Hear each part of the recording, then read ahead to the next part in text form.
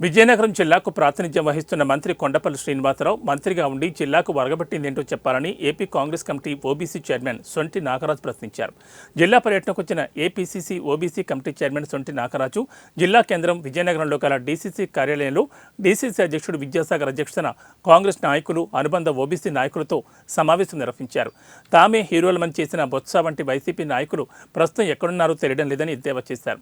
MLC పదవితో సరిపెట్టుకుని ప్రజా సమస్యలను బొత్స గాలి కుదిలేశారని ఆయన విమర్శించారు.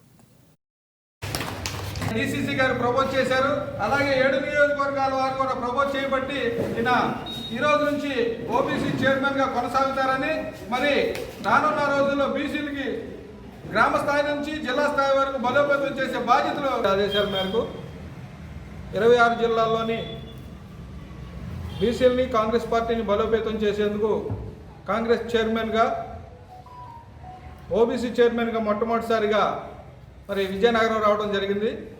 విజయనగరంలోని రాజాము, బొబ్బిలి, చీపురుపల్లి, గజపతి నగరం, విజయనగరం ఈ నియోజకవర్గాల్లో 7 నియోజకవర్గాల్లో కూడా బీసీలను బలోపేతం చేస్తూ ఏదైతే మా ఓట్ బ్యాంక్ ఉందో రాజశేఖర రెడ్డి గారి అభిమానులు, కాంగ్రెస్ పార్టీ అభిమానులు వారందరినీ జగన్మోహన్ రెడ్డి గారు మాయమాటలతో ఓట్ బ్యాంకును దోచుకున్నారో ఆ ఓట్ బ్యాంకుని తిరిగి రప్పించేందుకు చెన్నారెడ్డి గారు నాయకత్వంలో మేమంతా పనిచేస్తూ